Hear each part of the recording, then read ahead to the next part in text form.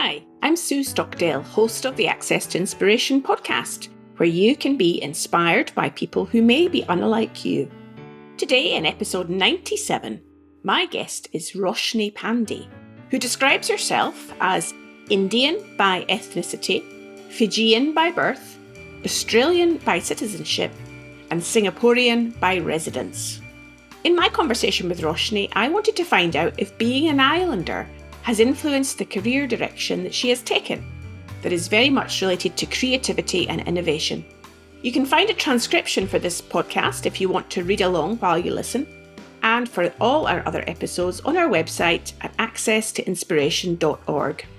Welcome to the podcast, Roshni. It's great to speak to you today. Thank you for having me, Sue. It's really exciting and I'm looking forward to it. Now, when you sent me your little biography, one of the things that really caught my attention was partly how you described yourself, because you said Indian by ethnicity, Fijian by birth, Australian by citizenship, and Singaporean by residence. And I thought, wow, there's a really interesting story to dig into. Out of all of these places that you've lived, and several of them, of course, have been islands, do you see yourself as an islander? I do. I think if you asked me now, I do. I don't know whether I would have said that 10 years ago, 20 years ago. But as I think about myself now and a lot of the traits I have, especially as I do a bit more work to understand myself, which I probably didn't before, definitely, I think the answer is definitely I see myself as an islander. To give the listener some context, Roshni, tell us about being brought up in Fiji. What was life like when you were a youngster? Yeah, so I was born in Fiji in a city called Lautoka. It's a tiny little town, I guess. I think my early memories of living on an island is not really associated with what an island is. When I think about my early childhood, to me, it was normal, right? And that's what everybody does. So I don't think I made a distinction that I lived in a different place. I think that realization of I lived on an island only came when I left the island and saw how big the rest of the world was. But yeah, I think as I was growing up, going to the beach, having the ocean as your front yard and your playground was very normal. Everybody had that, surely.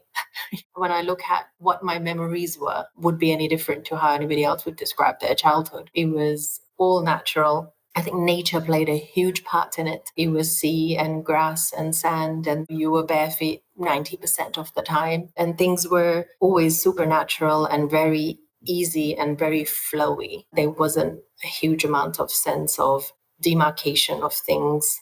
I think living on an island, you just feel the warmth, whether it's from the sun or from the people. I think that's probably a huge part of what I remember as my childhood. Now, listener, Roshni and I can see one another, and of course you can't, but what I can see when Roshni's speaking is a huge smile. So I could feel that warmth coming from you, Roshni, and just what you're saying there. So I'm painting this picture of you there, barefoot, running around on the beach, playing with your friends. So how did you move then from Fiji to Australia? So I think my parents always had plans to move to Australia as we were growing up. I think they had ambitions of us going to university in a different country. I think the education system in Fiji, perhaps at that time, wasn't really as evolved and developed as it is now. So I think my parents always thought that they would send us abroad. And being Indian parents, they were going to come with us to look after us, right? So they always had this plan that we would move, I think, when my sister and I were going to be in high school or getting close to going to uni. But unfortunately, there was a coup that happened in Fiji in 1987. So that expedited our departure from Fiji to Australia. So I think we always had plans, but we moved earlier because of the coup that happened. So then landing in Australia, that must have been quite different to your life on the beach and your bare feet. Some parts were similar. You still had the warmth and you still had the laid back nature of Aussies. I could still go to the local shops bare feet, as most Aussies do. I think that comes as a shock to a lot of my Singaporean friends, or actually from anywhere else. But yeah, I think the whole laid back nature of people, the warmth of people was very similar. There were parts that were quite similar. My parents ended up living in Queensland, and I think it was by choice. The weather and things were a lot more similar to Fiji. But I think it was different in the sense that it obviously was a lot more developed and a lot more modern. It had a lot more conveniences. It had a lot more services than I think we had back home in Fiji. But I think also Fiji has a lot that Australia doesn't have. I think the whole easygoing nature of stuff, the whole communal living that you have in Fiji. Living in Fiji, you are part of a tribe. It's like living in paradise with a huge extended family. Like, you know everybody, everybody's related or knows you somehow. You're part of a community in that sense. I think there is a bit of communal sense in Australia as well, to other parts, and definitely to Singapore. But it's slightly less. Things are a bit more demarcated in Australia.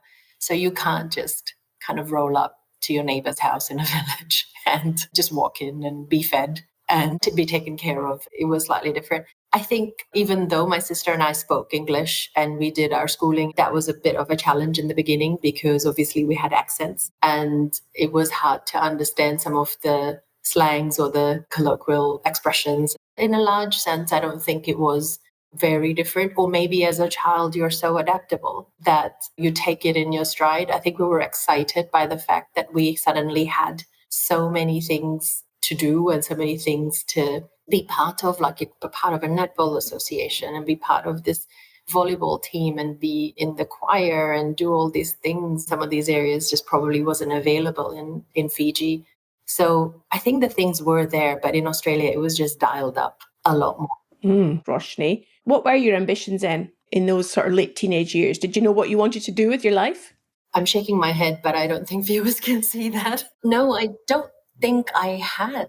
I don't think we delved into it as much back then as kids are forced to do today. You were good at certain things and you did those things, or you were interested in certain things, and then you were allowed to explore those things. Even if you weren't very good at it, you still got a chance to do it. I think now when I look at my kids and they can enter an extracurricular activity, provided they have a certain level of prowess on it already, because it's auditions and it's selections. We didn't have any of that. So it was really free and easy. Growing up, I thought I could be whatever I wanted to be, really, because there was nothing that you weren't allowed to do if you were interested in doing it. So from there, how did you get to Singapore? What took you there? Love. That's often an answer for people in terms of what makes them move. So I met my hubby in university. I met him, I think, a month into starting my very first year at university. So I just turned 18, got into university, and ran straight into this guy coming out of a lecture theatre. He's from Singapore. And so we became friends, started dating, finished our degrees, started our postgrad, got married during the postgrad. So got married while we were still studying. I was 21 when I got married, and then moved to Singapore with him. And again, when I look back, and this is all in reflection, right? When I look back, moving from Fiji to Australia, it was like moving from a small world into a bigger world. And I think although Australia is a huge country and Singapore is little, moving from Australia to Singapore, I really felt like I was moving into an even bigger world. It was the world opening up for me. And we wanted to move and live and work in Singapore for a bit because I had studied international business and diplomacy. So I thought I wanted to at least experience international business. Australia was very domestic at that time. And so I thought the opportunities would also be a lot more international and different if I worked in Singapore. So majorly for love, but I think also partly for the work experience that I thought I would get was what led me to hop over to yet another island, but a much bigger world.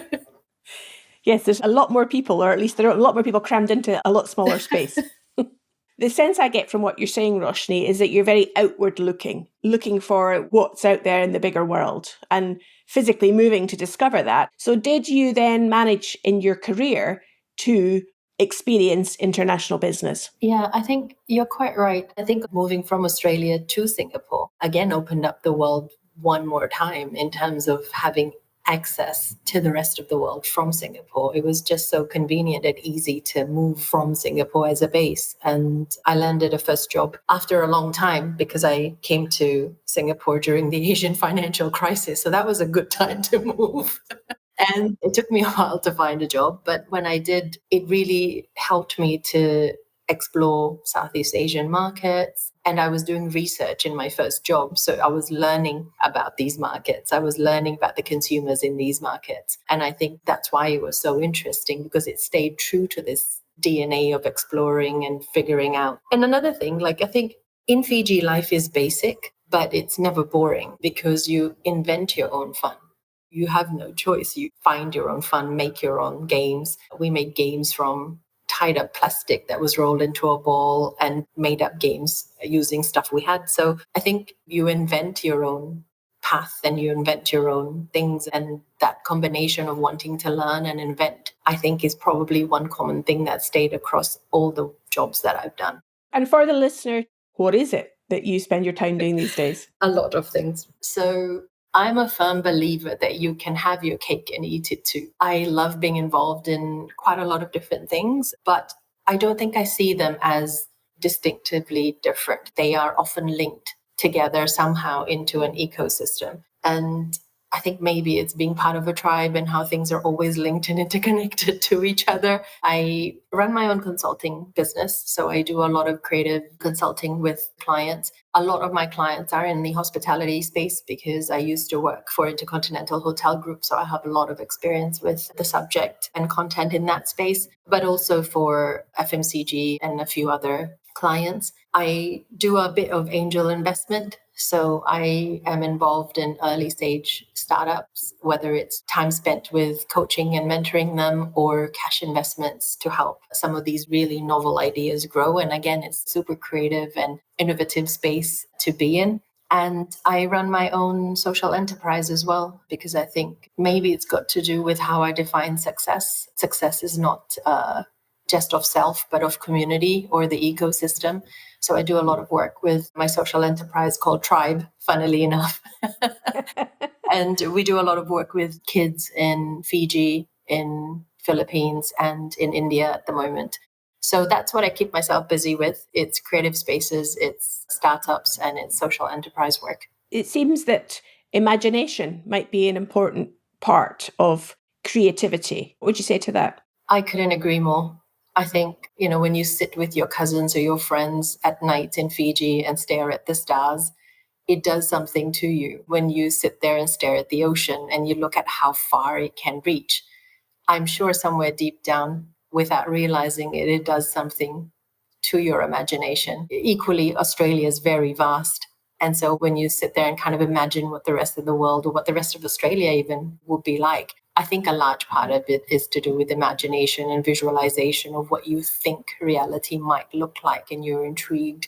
And then you set off to either explore it or create it, right? So I couldn't agree more. So with your clients, with the startups, perhaps with the social enterprise, I'm wondering how you inspire and encourage other people to use their imagination and think about what's possible.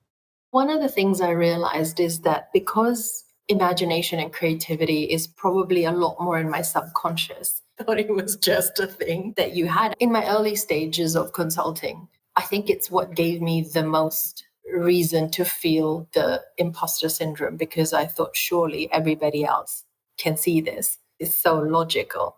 And I think quickly I realized that everybody's DNA is different. I see certain things that others may not, and equally others see things that I may not. And so whenever I do a creative session, I run a lot of innovation workshops and I do a lot of creative sessions, even strategy sessions. I feel should be creative before it gets into a validation stage. We often start with identifying what is our DNA. So we have a lot of different activities or exercises to kind of go, who are we? What's our DNA? If you were to identify as, I don't know, a color or an animal, what would it be? And I think it really helps everybody understand where everyone else is coming from first before we go into any session. Obviously, then along the way, there's a whole host of other tricks and activities that you adopt to ensure that the creative space is not shut down very quickly. I think the second thing is that often when people don't understand something or they don't get it, they either move off topic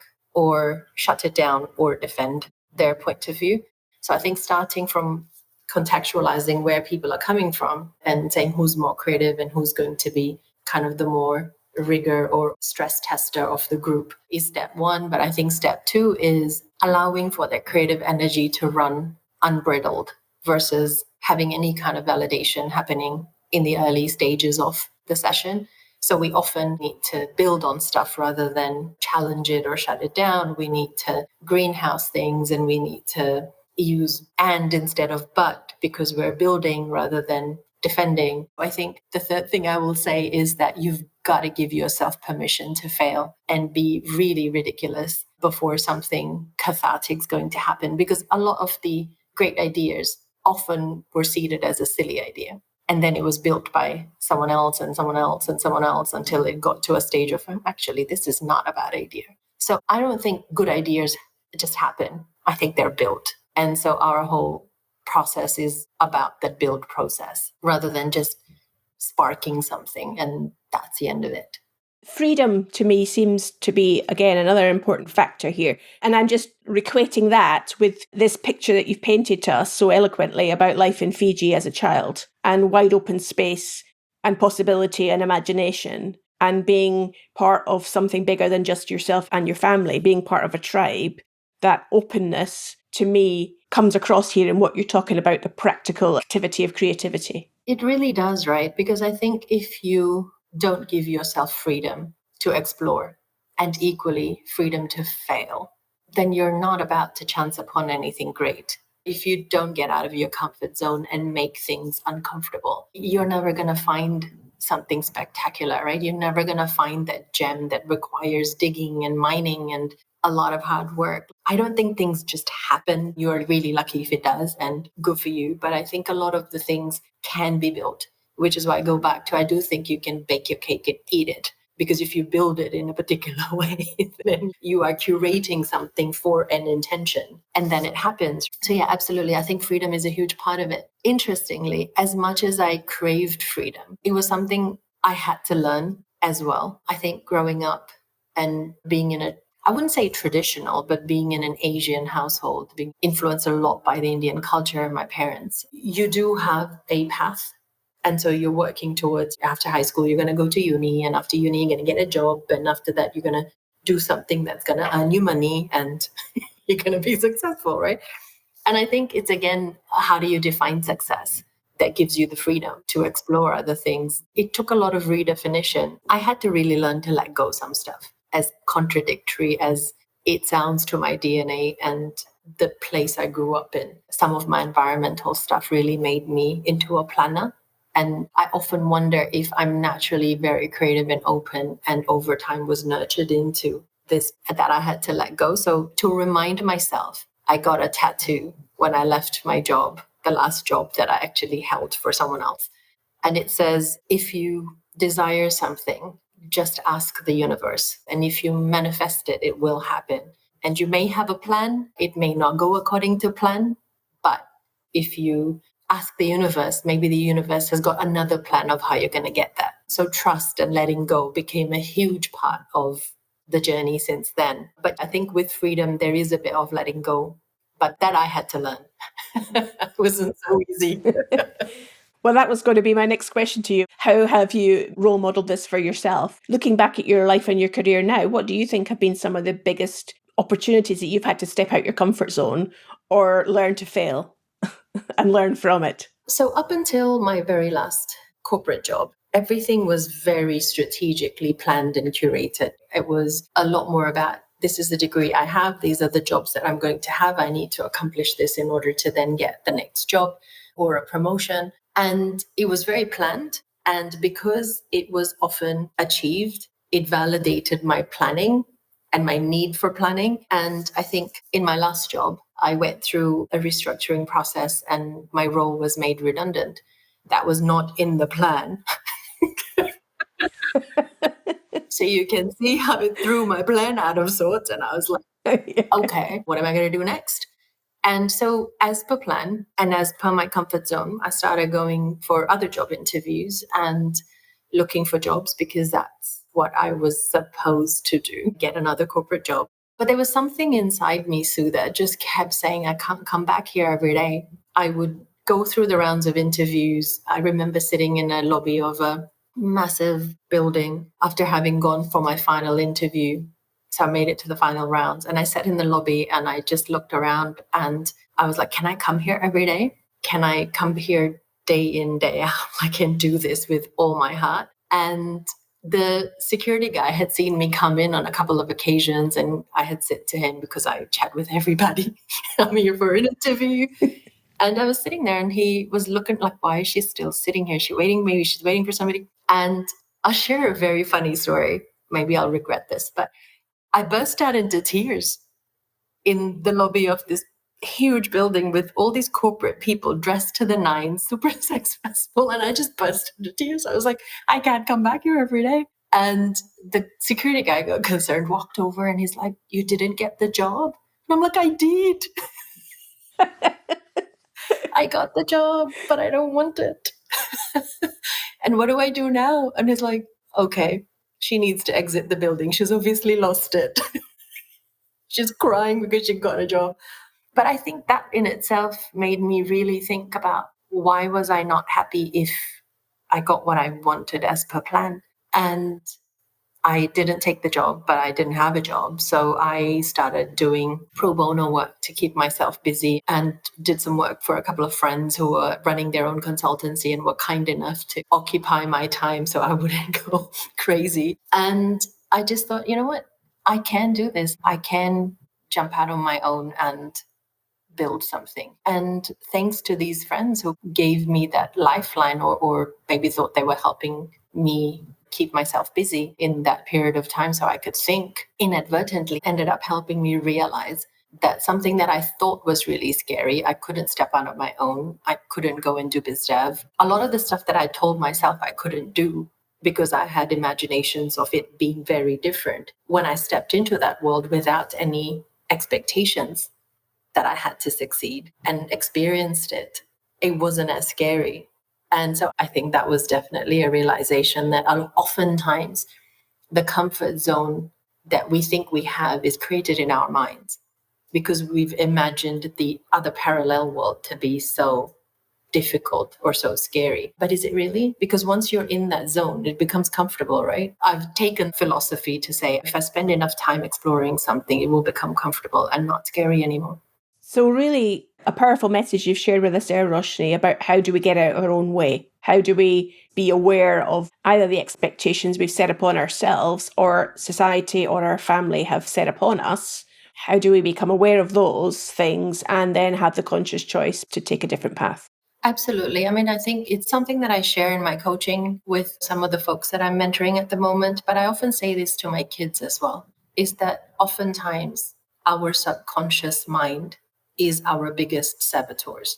We don't even know what we are saying no to because our subconscious mind has decided it for us and it hasn't even allowed us to consciously think that we're saying no to something. So if you're not aware and in tune with senses, tingling at the back of your neck or your intuition or your gut feel or anything that kind of intrigues you or piques your interest in a little bit, you often miss a lot of wonderful things. And I've had to learn that, and I had to learn it by being forced into a situation. If everything had gone according to plan forever, would I be here? I don't think so. Right? So maybe it's good that things don't go to plan sometimes. They're the greatest learning opportunities. Absolutely. If you were offering some piece of advice to our listener in terms of how they could be all they could be, how do they fulfill their potential, what do you think is the one aspect from your experience that you think is most important for them to pay attention to? That's really interesting. Maybe I'll share something I've been through. I was lucky enough with companies that I've worked for, but particularly with Intercontinental Hotel Group that I worked with last, who had a lot of learning opportunities. They did a lot of coaching, training, and things like that. And one of the biggest topics of learning often was authenticity. You know, how do you become an authentic leader? How do you stay authentic and to your purpose? There were lots of things that we explored in that area. And even though I was recognizing the need to be authentic, I feel that I often equated authenticity to rigidity. I thought you had to be the same every single time to be authentic or display the same behavior. Maybe I reframed authenticity into very visual or externally observable traits. And so I thought you had to be consistent. I think one of the things I would want to leave with listeners is I don't feel that authenticity means that you have to be the same every single time. I think if you are consistent with your purpose, the process to the purpose may change, because along with authenticity, we also have to be agile in today's world. So I would urge everybody to really explore what authenticity means to them. Is it authenticity of a process or a purpose? I've decided that it's authenticity of purpose, and then I can go about it many different ways, and it's still understandable, at least to me. What would you define as your purpose? My purpose. Wow, this is a tricky one, Sue. I think now for me, my purpose is to make sure that I leave a legacy for the kids. And by that, I mean my kids, but also the next generation. I think it's really important. And my purpose is to be that shoulder that somebody can stand on to achieve bigger things, more things. So for me, if I can act as a shoulder for somebody else to stand on so that we can, as a community or a tribe, achieve bigger things, then I would feel like I've done a bit of work towards my purpose. I've been writing a lot more recently. I think it's something that I used to love to do, but just lost touch with. And one of the pieces that I'm writing at the moment is a bit reflective, but I want to share one tiny paragraph from it. And it goes something like this. Each time a wave crashes to the shore, it's never the same, but it's still a wave. It's still made of the same thing, and it still serves a similar purpose. And I think authenticity looks something like this. Wonderful. And if people want to find out more about you, Roshni, how might they do that? They can look me up on LinkedIn. I think that's probably the easiest way to get in touch. I'm not super active on it. I'm not there every day, but I definitely check it weekly. Fantastic. Well, we'll put a link to that in the show notes so people can follow up with you there. Again, thank you for your conversation today. It's been great to talk to you. Thanks for having me, Sue. It was so much fun talking to you. I hope you enjoyed hearing from Roshni today, and we'd love your help to tell others about this podcast. So take a moment to share this episode with one other person that you think would enjoy it. And to make sure you don't miss any of our future episodes, follow us and subscribe to this podcast. And then you can go on over to our website and sign up for our newsletter, and that will keep you connected. Next week, I will be talking to Berit Lewis, who will explain how we can navigate life after 50 so that we grow older instead of merely getting older. I hope you can join me then.